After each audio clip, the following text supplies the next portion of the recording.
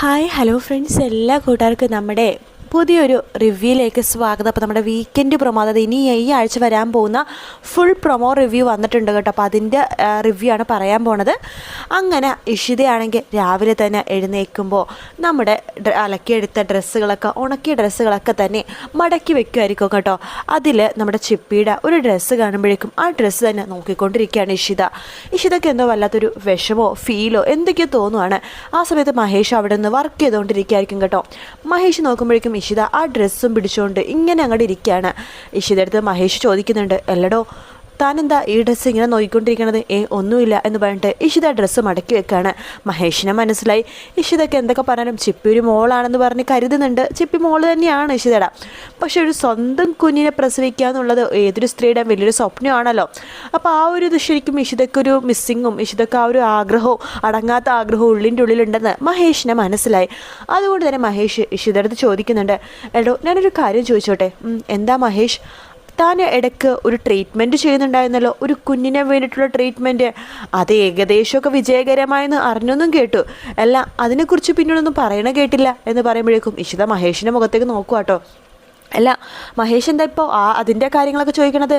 അല്ല, തനിൻ്റെ ഉള്ളിലെ ആഗ്രഹമൊക്കെ എനിക്കറിയാടോ, അതുകൊണ്ട് ചോദിച്ചെന്നേ ഉള്ളൂ എന്ന് പറഞ്ഞിട്ട് മഹേഷിന് പണിയെടുത്തുകൊണ്ടിരിക്കുക കേട്ടോ.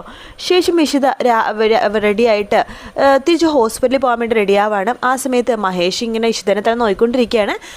ഈ ഡ്രസ്സിൽ താൻ വളരെ സുന്ദരിയായിട്ടുണ്ട്, ഈ സാരി തനിക്ക് നന്നായിട്ട് ചേരുന്നുണ്ട് കേട്ടോ എന്നൊക്കെ പറയുമ്പോൾ ഇഷിത പറയുന്നുണ്ട്, അതെ ഈ ഇടയായിട്ട് മഹേഷിൻ്റെ ചെറിയൊരു ഇളക്കം ഞാനും ശ്രദ്ധിക്കുന്നുണ്ട് എന്ന് പറയാണ്.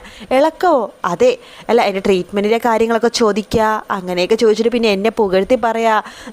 അതിൻ്റെയൊക്കെ ഉദ്ദേശം എന്താണെന്ന് എനിക്ക് മനസ്സിലാവുന്നുണ്ട്. എന്തുദ്ദേശം? താൻ വെറുതെ എഴുതാപ്പുറം വായിക്കണ്ട. താനൊരു സാരി എടുത്തപ്പോൾ നല്ല ഭംഗിയുണ്ടെന്ന് തോന്നി, അതൊന്ന് പറഞ്ഞു. അതിന് ഇത്രയൊക്കെ പറയേണ്ട കാര്യമുണ്ടോ? ഞാൻ പറഞ്ഞതേ ഉള്ളൂ. എന്തോ ഒരു ഇളക്കമുണ്ട് മഹേഷിന് എന്ന് പറഞ്ഞിട്ട് ഇഷിത ചിരിച്ചുകൊണ്ട് പുറത്തേക്ക് ഇറങ്ങാട്ടോ. മഹേഷിനും ചിരി വരുന്നത്. മഹേഷ് അതന്നെയാണ് ഉദ്ദേശിച്ചത്. ഇഷിതക്കും നാണമൊക്കെ വരുന്നുണ്ട്, ഇഷിതക്കും ആഗ്രഹമൊക്കെ ഉണ്ട്. അതുകൊണ്ടാണ് അങ്ങനെ ഇഷിത പറഞ്ഞിട്ട് ഞാൻ 100 കയറിയിട്ടേ പോവുള്ളൂ എന്ന് പറയാണ്. അങ്ങനെ ഇഷിത അമ്മേനും അച്ഛനെയും കാണാൻ വേണ്ടി 100 പോവാട്ടോ. അവിടെ എല്ലാവരും ഭയങ്കര സന്തോഷത്തിലാണ്. കാരണം ഇനിയിപ്പോൾ സുചിത്രയുടെ വിവാഹക്കാര്യത്തിൽ ഇനിയിപ്പോൾ വലിയ അതൊന്നും ഇല്ലല്ലോ. കാരണം വെച്ചാൽ ആരുടെയും ശല്യവും ഇല്ല, എല്ലാം ഒഴിഞ്ഞു മാറി. ഇനിയിപ്പോൾ വിനോദിനെ സുചിത്രയുടെ വിവാഹം നടക്കാൻ പോവാണ്. അപ്പോൾ അതിൻ്റെയൊക്കെ ഒരു സന്തോഷം എല്ലാവരുടെ മുഖത്തുണ്ട് കേട്ടോ. ആ സമയത്ത് തന്നെ ഇഷിത, അമ്മേ ഞാൻ ഹോസ്പിറ്റലിൽ പോകാൻ ഇറങ്ങിയതാണ്, അപ്പോൾ ഒന്ന് ഇവിടെ കയറിയിട്ട് പോകാമെന്ന് വിചാരിച്ചെന്നൊക്കെ പറയുമ്പോഴേക്കും നമ്മുടെ സ്വപ്നവലല്ല പ്രിയാമണി ഇഷിതടുത്ത് ചോദിക്കണ്ടല്ലോ, മോളെ ഞാൻ കുറച്ച് ദിവസമായി മോളുടെ ഒരു കാര്യം ചോദിക്കണമെന്ന് വിചാരിക്കുന്നത്. പിന്നെ ഈ സുചിത്രയുടെ ഇഷ്യൂ ഒക്കെ വന്നപ്പോഴേക്കും ആ കാര്യം ചോദിക്കാൻ പലപ്പോഴും വിട്ടുപോയതാണ്. എന്താ അമ്മേ, എന്താ കാര്യം ചോദിക്കുമ്പോൾ, അല്ല നീ ട്രീറ്റ്മെൻറ്റ് ചെയ്യുന്നുണ്ടായിരുന്നല്ലോ, അതിൻ്റെ കാര്യങ്ങളൊക്കെ എന്തായി മോളെ എന്ന് ചോദിക്കുകയാണ്. അപ്പം എല്ലാവരുടെ മനസ്സിലിത് ഉണ്ടല്ലേ? അല്ല വേറെ ആരാ നിന്നോടത് ചോദിച്ചത്? മഹേഷ് ഇപ്പോൾ ചോദിച്ചേ ഉള്ളൂ. മഹേഷ് ചോദിച്ചോ? എന്തായി ട്രീറ്റ്മെൻറ്റിൻ്റെ കാര്യമെന്ന്? അപ്പോൾ അവന് ആഗ്രഹമുണ്ട് ഒരു കുഞ്ഞിക്കാല് കാണാനല്ലേ? അതൊന്നും എനിക്കറിയില്ല. ഇപ്പോൾ അതേ അമ്മയും ചോദിക്കുന്നു. പിന്നെ ഞങ്ങൾക്ക് ആഗ്രഹമില്ലേടി എന്ന് ചോദിക്കുമ്പോഴേക്കും, അമ്മേ ട്രീറ്റ്മെൻറ്റ് അതിൻ്റെ വഴിക്ക് നടക്കുന്നുണ്ട് എന്ന് പറയുമ്പോഴേക്കും, നീ നന്നായിട്ട് ട്രീറ്റ്മെൻറ്റ് ചെയ്യണം, നിനക്ക് തീർച്ചയായിട്ടും ഒരു അമ്മയാവാൻ പറ്റും മോളെ എന്ന് പറയാണ്. ഞാനിപ്പോൾ ഒരു അമ്മയാണല്ലോ അമ്മേ, 2 കുട്ടികളുടെ അമ്മ, ചിപ്പിയുടെയും ആദിയുടെയും. അത് ശരി തന്നെയാണ്, പക്ഷെ ഒരു കുട്ടിയോടുണ്ടായാൽ നല്ലതല്ലേ മോളെ? അവർക്കൊരു ഒരു കുഞ്ഞുവാവിനെ കൊടുക്കാൻ പറ്റുമല്ലോ. ഒരു 3 കുട്ടികളുണ്ടായാൽ നല്ലതല്ലേ? 3 4 ഒക്കെ ഉണ്ട്, എത്രയും ഉണ്ടാവണോ അത്ര നല്ല രസമായിരിക്കില്ലേ വീട്ടിൽ എന്നൊക്കെ പറയാണ്. നമുക്ക് നോക്കാൻ കഴിവുണ്ടെങ്കിൽ എത്ര കുഞ്ഞുങ്ങളുണ്ടെങ്കിലും കുഴപ്പമൊന്നുമില്ല മോളെ എന്ന് പ്രിയാമണി പറയണം. അമ്മ ഇതൊരു ഡോക്ടറോട് തന്നെ പറയണം കേട്ടോ എന്ന് പറയാണ്. ശരി അമ്മ എന്നൊക്കെ പറഞ്ഞിട്ട് ഇഷിത അവിടെ നിന്ന് ഇറങ്ങാട്ടോ. ഇഷിതക്ക് ഭയങ്കര ആഗ്രഹമുണ്ട്, ഒരു അടങ്ങാത്ത ആഗ്രഹം, ഒരു കുഞ്ഞിൻ്റെ അമ്മയാവണം എന്നുള്ള ഒരു ആഗ്രഹം ഇഷിതക്കും ഉണ്ട് കേട്ടോ. അങ്ങനെ ഇഷിത ട്രീറ്റ്മെൻറ്റൊക്കെ നല്ല രീതിയിൽ തന്നെ നടക്കുന്നുണ്ട്. ഇഷിതയ്ക്ക് ഇനി ഒരു കുഴപ്പമില്ല കുഞ്ഞു ആവാനായിട്ട്. പക്ഷേ ഇഷിത ആ കാര്യം വീട്ടിൽ പറഞ്ഞില്ലെന്ന് മാത്രമേ ഉള്ളൂ. അങ്ങനെ ഇഷിത ഹോസ്പിറ്റലിലൊക്കെ പോവാണ്. അതേസമയം നമ്മുടെ സ്കൂളിലാണെന്നുണ്ടെങ്കിൽ ആദ്യം ചിപ്പിയും വളരെ നന്നായിട്ട് അടുക്കുവാട്ടോ. അങ്ങനെ ചിപ്പിയുടെ മനസ്സിലെ ആഗ്രഹം ആദ്യയുടെ അടുത്ത് പറയുന്നുണ്ട്. ആദ്യച്ചേട്ടാ ഞാനൊരു ആഗ്രഹം പറഞ്ഞാൽ ആദ്യേട്ടൻ സാധിച്ചു തരാമോ എന്ന് ചോദിക്കുകയാണ്. എന്താ ചിപ്പി, എന്നെ കൊണ്ട് പറ്റുന്നതാണെങ്കിൽ ഞാൻ സാധിച്ചു തരാം എന്ന് ആദ്യം പറയുന്നുണ്ട്. അല്ല ആദ്യച്ചേട്ടൻ എൻ്റെ കൂടെ ഒന്ന് വീട്ടിലേക്ക് വരാമോ, ഫ്ലാറ്റ് വരെ? അയ്യോ ചിപ്പി, അത് മാത്രം നടക്കില്ല, അവിടെ ഉള്ളവരൊന്നും എനിക്ക് കാണാൻ താല്പര്യമില്ല. എന്താ ആദ്യേട്ടൻ ഇങ്ങനെയൊക്കെ പറഞ്ഞത്? അവിടെ ഉള്ളതൊക്കെ ആദ്യേട്ടൻ്റെ കൂടി സ്വന്തമല്ലേ, എൻ്റെ മാത്രമല്ലല്ലോ. ഡാഡി ആദ്യേട്ടൻ്റെ ഡാഡിയാണ്, പിന്നെ അച്ഛമ്മ അച്ചാച്ചനൊക്കെ ഡാഡിയേട്ടൻ്റെ അച്ഛമ്മ അച്ചാച്ചൻ കസിനാണ്, അവരുടെ സെയിം ബ്ലഡ് തന്നെയാണ് നമ്മൾ. അപ്പം അങ്ങനെയൊക്കെ പറയണോ? പിന്നെ എൻ്റെ അമ്മ എല്ലാവരും സ്നേഹിക്കാൻ കഴിവുള്ള ഒരു അമ്മയാണ്. പിന്നെ അമ്മയുടെ വീട്ടുകാരുണ്ട് 100-ൽ, നമ്മൾ 101-ലാണേ, 100 നമ്പറിൽ അവരാ നിൽക്കുന്നത്. അവരൊക്കെ എത്ര സ്നേഹമുള്ളവരാണെന്ന് അറിയാവോ? ആദ്യേട്ടനൊന്ന് വരുമ്പോഴേ ആദ്യേട്ടന് ആ ഒരു ഇത് മനസ്സിലാവുള്ളൂ. ഇന്ന് ഡാഡി എന്നെ കൊണ്ടുപോകാൻ വേണ്ടി വരുന്നത്, ആദ്യേട്ടനും എൻ്റെ കൂടെ വരാവോ? അത് ചിപ്പി, അത് വേണോ ആദ്യേട്ടൻ വാ, എനിക്ക് വേണ്ടിയിട്ടല്ലേ. ശരി, നിനക്ക് വേണ്ടി മാത്രം ഞാൻ വരാൻ കേട്ടോ എന്ന് ആദി പറയാണ്. അങ്ങനെ മഹേഷ് ചിപ്പിനെയും അതുപോലെ തന്നെ ആദിനെയും കൂട്ടിക്കൊണ്ടുവരാൻ വേണ്ടി സ്കൂളിലേക്ക് പോവാണ്. അപ്പോൾ ആദി വരുമ്പോഴേക്കും മഹേഷിന് ഭയങ്കര സന്തോഷമാവാട്ടോ. മഹേഷ് രണ്ടുപേരെയും കൂട്ടിക്കൊണ്ട് നേരെ ഫ്ലാറ്റിലേക്ക് പോവുകയാണ്.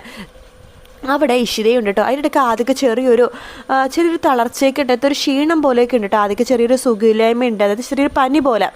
അങ്ങനെ ആദ്യം കൂട്ടിക്കൊണ്ട് ഫ്ലാറ്റിലേക്ക് വരുന്നുണ്ട്. അപ്പോൾ നമ്മുടെ ചിപ്പി സ്വപ്നവല്ലിയാണ് വാതിൽ തുറക്കുന്നത്. അതെ അച്ഛമ്മേ, ഒരു സർപ്രൈസ് ഉണ്ട്. സർപ്രൈസോ? അതെ, സ്കൂളിൽ നിന്ന് ഞാൻ ഒരാളെയും കൂടി കൂട്ടിയിട്ടാണ് വന്നത്. ആരെയാ മോളെ എന്ന് ചോദിക്കുമ്പോൾ ആദിനെ കാണിച്ചു കൊടുക്കുകയാണ്. ആദിനെ കാണുന്നത് സ്വപ്നവല്ലിയുടെ കണ്ണൊക്കെ അങ്ങോട്ട് നിറയാട്ടോ. സ്വപ്നവല്ലി പെട്ടെന്ന് തന്നെ ആദിനെ കെട്ടിപ്പിടിച്ച് പൊട്ടിക്കരയാണ്.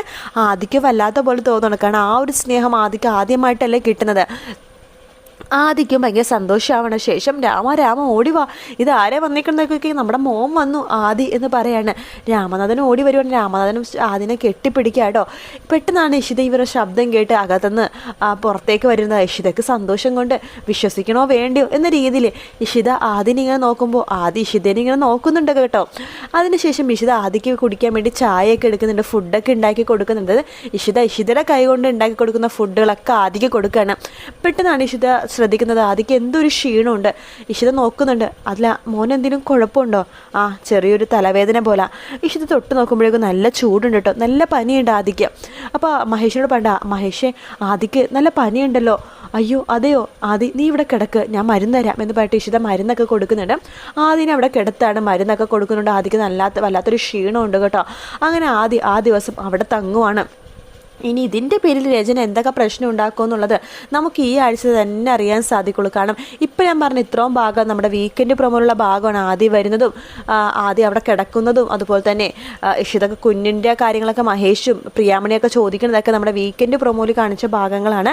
അപ്പോൾ അതുകൊണ്ട് തന്നെ ഈ ആഴ്ച ഒരു ബുധൻ വ്യാഴം വെള്ളി ദിവസങ്ങളിൽ തന്നെ ഈ എപ്പിസോഡൊക്കെ നമുക്ക് പ്രതീക്ഷിക്കാം. തിങ്കളാഴ്ച ചൊവ്വാഴ്ചയൊക്കെ ആ കൈലാസിനെ പിടികൂടുന്നതും കൈലാസിനെ ഇടിച്ച് ചതിക്കണം എപ്പിസോഡൊക്കെ തന്നെ ഉണ്ടാവുള്ളൂ. അതിന് ശേഷം മിക്കവാറും ആദിയുടെ ഈ ഭാഗങ്ങളൊക്കെ കാണിക്കാൻ ചാൻസ് ഉള്ളൂ കേട്ടോ. എന്തായാലും ആദീന ഇഷിതൊക്കെ കിട്ടുന്ന നല്ല ഭാഗങ്ങളൊക്കെ ഉണ്ട്. പക്ഷെ അതിൻ്റെ പേരിൽ രചന നല്ല പ്രാന്തീനെ പോലെ, ശരിക്കും പറഞ്ഞാൽ ഒരു മെൻ്റൽ പേഷ്യൻ്റ് പോലെ ആവും കേട്ടോ. കാരണം ആദിനെയും കൂടി കൈവിട്ട് പോയല്ലോ, അത് രചനയ്ക്ക് സഹിക്കാൻ പറ്റില്ല. ആകാശാണെങ്കിൽ സ്വന്തമല്ല, ആദിയാണെങ്കിൽ ഇതേ കൈവിട്ടും പോയി, തൻ്റെ 2 മക്കളും കൈവിട്ട് പോയി. അതൊക്കെ ആലോചിച്ചിട്ട് രചന എന്തായാലും നല്ല രീതിയിൽ തന്നെ ഒരു അതായത് പറഞ്ഞാൽ മെൻ്റലി ഭയങ്കരമായിട്ട് ഒരു എന്താ പറയുന്നത് സൈക്കോ രീതിയിൽ തന്നെ മഹേഷിൻ്റെ മിഷിതയുടെ അടുത്തേക്ക് വരുമെന്നുള്ള കാര്യത്തിൽ ഒരു സംശയവും ഇല്ല കേട്ടോ. വീഡിയോ ഇഷ്ടപ്പെടുകയാണെങ്കിൽ ലൈക്ക് ചെയ്യാനും സബ്സ്ക്രൈബ് ചെയ്യാനും കമൻറ്റ് ചെയ്യാനും മറക്കല്ലേ. മറ്റൊരു വീഡിയോ കാണാം friends. Take care, bye bye.